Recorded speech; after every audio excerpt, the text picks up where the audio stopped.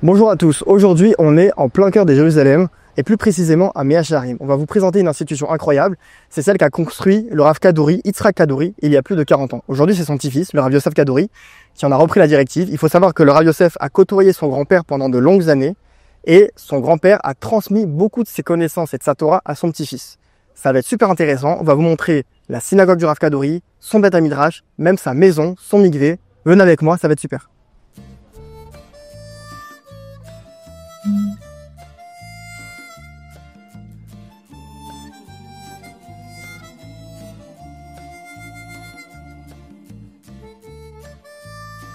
Les amis, voilà, on y est, le bâtiment est juste derrière nous.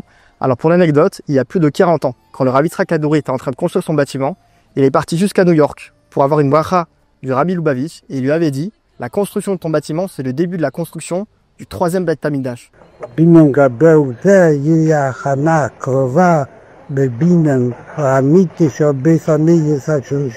Rien que ça, c'est invraisemblable, c'est incroyable. Voilà, les pierres sont juste là, le bâtiment est juste là. On va rentrer à l'intérieur, on va vous montrer de quoi il s'agit. Venez avec moi, ça va être incroyable. Regardez, on se met directement dans l'ambiance. Il y a la photo du Rav Kaduri qui est juste là, son bâtiment. Sa présence est encore là. Vous allez voir, quand on est là, on va se sentir complètement hors du temps, coupé du temps. Et on va sentir la présence du Rav. Venez avec là. Alors c'est un bâtiment sur 4 étages. À chaque étage, il y a plusieurs synagogues, Beth Midrash. Et quand on arrive tout là-haut, il y a la maison du Rav Kaduri. En réalité, le Rav Kaduri, il vivait ici, il vivait là-bas, dans la synagogue directement. Il avait construit sa maison dans la synagogue. Elle est encore construite, elle est encore là. On va même pouvoir rentrer à l'intérieur. Là, il faut savoir que c'était le salon du Rav. Le Rav Kaduri, c'était son salon, il habitait ici. Là, regardez, il y a sa bibliothèque qui est encore présente, intacte, comme à l'époque. Regardez le tableau. Pour vous dire et pour qu'on comprenne qu'on ne comprend rien. Voilà, c'est un peu un schéma de Kabbalah. Ça a l'air assez intéressant. Et maintenant, on va aller voir le Rav Kaduri lui-même, le petit-fils du Rav Kaduri. הנה אנחנו פה בפתח של בית הכנסת של הצדיק מוסבי הרב יצחק כדורי. פה היה מתפלל? פה היה מתפלל ויושב פה בקריאת התורה, הוא היה יושב בתיבה. אוקיי, זה הכיסא שלו? כן. היה יושב פה? כן. אוקיי. כן. היה כדי לשמוע את החזן טוב של קריאת התורה, הוא יושב פה. אוקיי. ובתפילות. זה הכיסא של הרב יצחק כדורי, שישב פה בתפילות או היה פה? כן. היה נמצא פה? פה. אוקיי. אנשים עדיין מתפללים פה? הוא המקום סגור? מתפללים. פתוח לציבור? גם עד היום ברוך השם אנחנו ממשיכים. שבתות, חגים, הכל פתוח. כן. כל התפילות הן פה עם כוונות? כן, כוונות התפילה.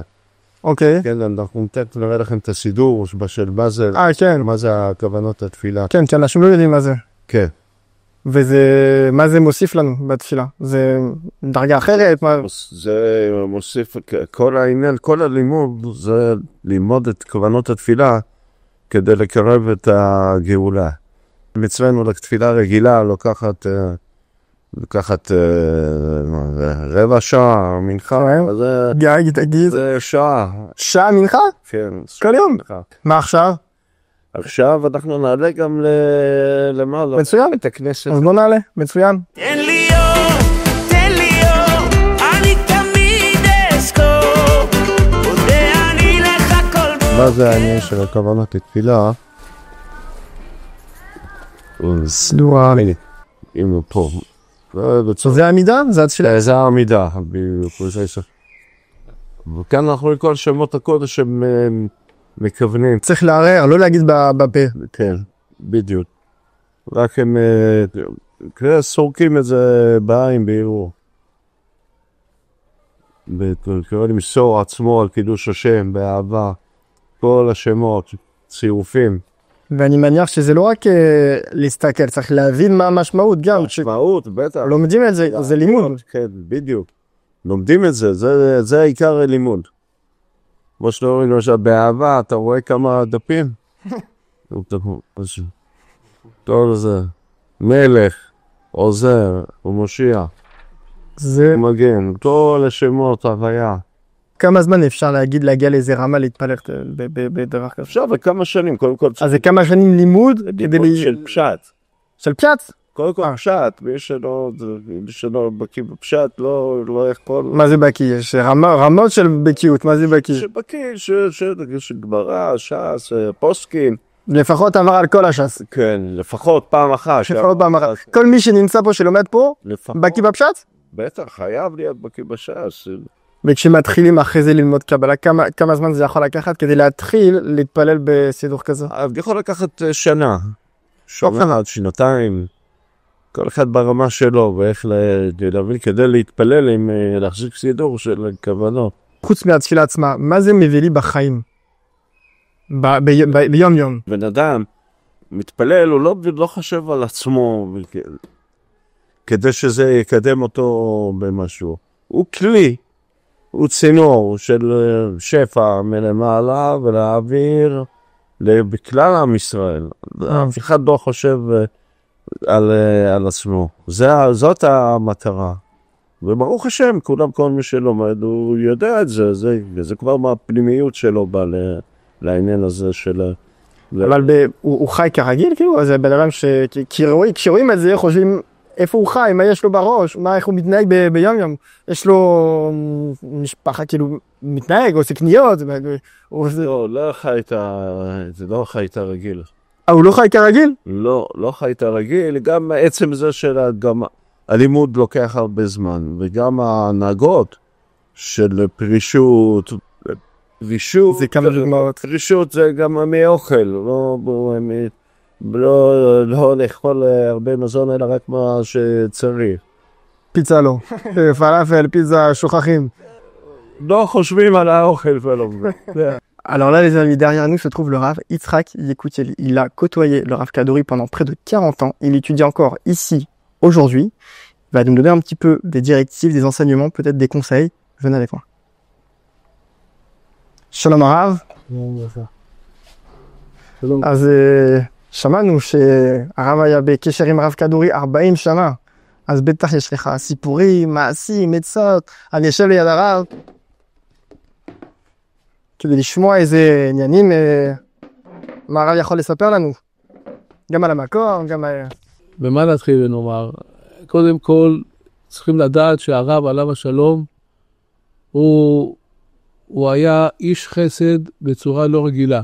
מה פירוש איש חסד? כל העבודת השם שלו, בתפילות, בלימוד תורה, בעבודת השם, כל זה היה דבר אצלו בפלא ופלא. אבל הוא ראה את עצמו, הוא אמר לנו שהוא בא לעולם הזה לא בשביל עצמו. הוא אמר גם מבחינה רוחנית, מבחינת העניין של לימוד תורה ועבודת השם ותפילה וכל הדברים האלה, כבר בגלגול הקודם הוא סיים את הכל. רק מה הוא בא עכשיו בגלגול הזה, בעיקר בכדי לעזור לעם ישראל. הוא יכל לראות את הגלגולים הקודמים שלו? הוא ידע, כן. הוא תמיד היה... של אחרים? גם של אחרים, כן. הוא היה יחיד בדור בעניין של כתיבת קריאות. עכשיו, אחרי שהוא הסתלק, אין כבר בדור מישהו שיכול לעסוק בזה. יש בזה גם, העניין של כתיבת קריאות זה דבר מאוד מסוכן. ממש מסוכן מאוד. לא כל אחד יכול לעסוק. זה עובד אוטומטי? אם אני כותב משהו, זה יעשה, כאילו כמו אני לוחץ על כפתור, זה נדלק? זה מאוד, צריך להיות אדם קדוש ופרוש מענייני העולם הזה. אין לו שום חלק בעניין של העולם הזה, אם זה אכילה, בשינה, בשאר דברים של הגוף. למה השמות הקודש האלה, אמרו רבותינו, זה שרביטו של מלך. מישהו יכול לקחת את השרביט של המלך להשתמש? אוי ואבוי. בסדר, הרב, תודה רבה. בהמשך את הסיבוב שלנו. הצלחה רבה, שנצא החוצה. תודה רבה. Les amis, on va rentrer dans la cuisine du Rav Kaduri, venez voir. Il habitait là. Là, c'est son salon, c'est sa maison, c'est là où est-ce qu'il habitait. Il y a un cours qui va bientôt commencer. Et là, on va rentrer. Oh, c'est impressionnant. On est remonté en arrière. Donc là, on est dans la cuisine du Rav Kaduri. פה היה ממש גר פה, זה המטבח שלו. מה היה הסבא, מה היה אוכל בשבת? קצת אורז, קצת שורית ירוקה. אין איזה, מאיפה הוא? עיראק, נכון? מעיראק, כן. אין איזה משהו מקומי? אפילו שהיה, קובלים לא אוכלים, לא בשר ולא דגים, אפילו. לא אוכלים בשר ודגים? לא. אפילו בשבת? כן. לא באמת? Les amis, juste derrière nous, il y a un cours de Kabbalah qui est en train de se dérouler. On va rentrer tranquillement, discrètement, pour voir un petit peu comment ça se passe. Venez avec moi.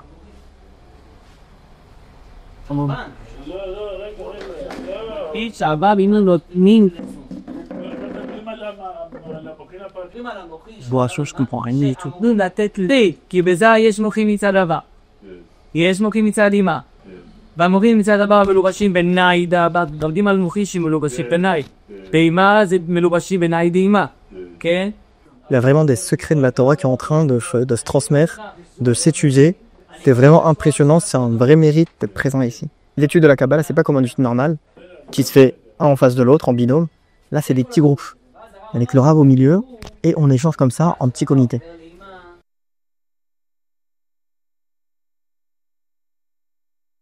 Là, on est dans le bureau du Rav Kadori lui-même, donc que son petit-fils a repris. Il va nous montrer en réalité les parchemins que le Rav Kadori avait écrits à l'époque, qui existent encore aujourd'hui, et on peut les recevoir carrément à la maison. Quelqu'un a une demande, il appelle, il contacte, parle à ça, Ziour, Refouach Shelema, plein de choses. Donc voilà, là on va les voir, il va nous montrer.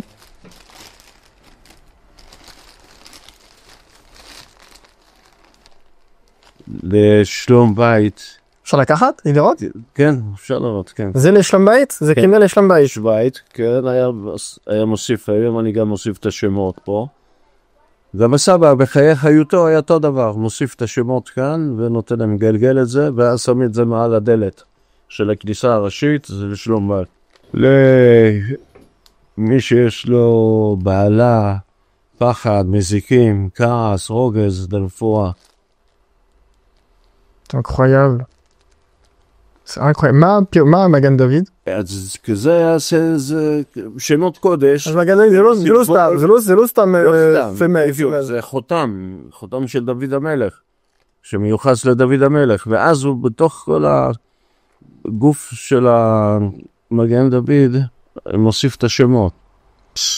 חסד, בורא, נצח, עוד, את השמות שמשפיעים לעניין הרפואה. וזה פועל, ממש זה פועל. זה פועל, ממש, כן. זה עובד. ורואים את זה בחוש.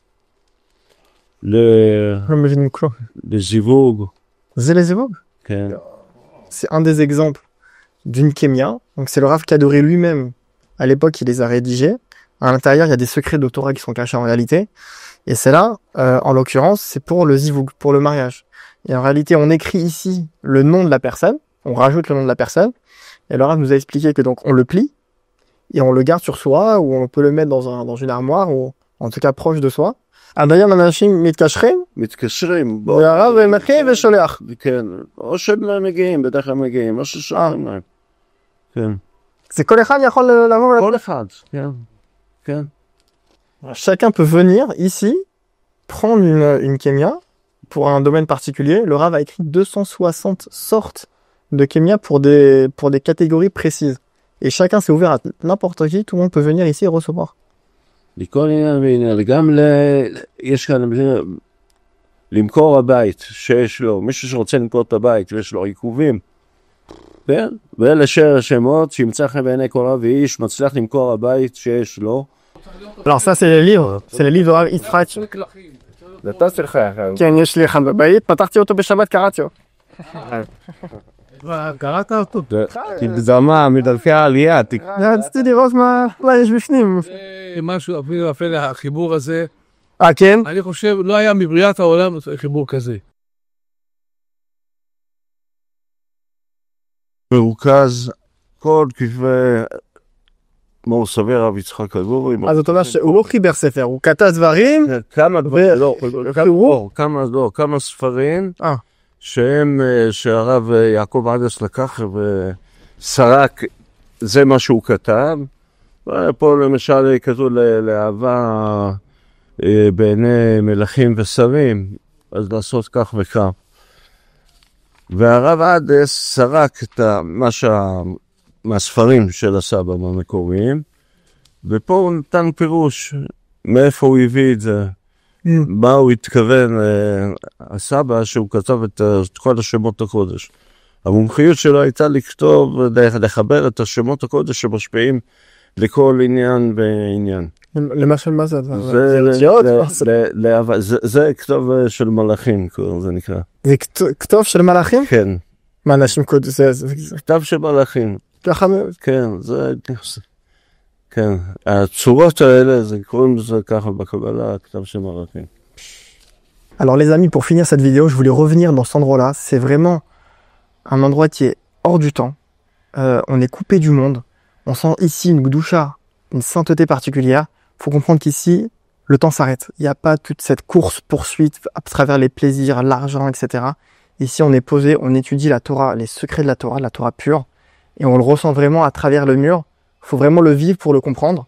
Alors, ce qui est super, c'est qu'on a discuté avec le Rav Yosef Kadouri. Ils ont décidé d'ouvrir et de mettre en place pour le public francophone des cours de Torah sur les réseaux, des élèves du Rav Kadouri lui-même. Ça va être des petits formats, plus ou moins courts. Donc, je vous hésite, on vous mettra le lien. Je vous invite à aller regarder sur la page, à vous abonner. En tout cas, j'espère que la vidéo vous a plu. N'hésitez pas à commenter, à liker, à vous abonner. Ça nous aide énormément. Partagez autour de vous. Et je vous dis à la prochaine pour de nouvelles vidéos pour découvrir les coulisses de la Torah.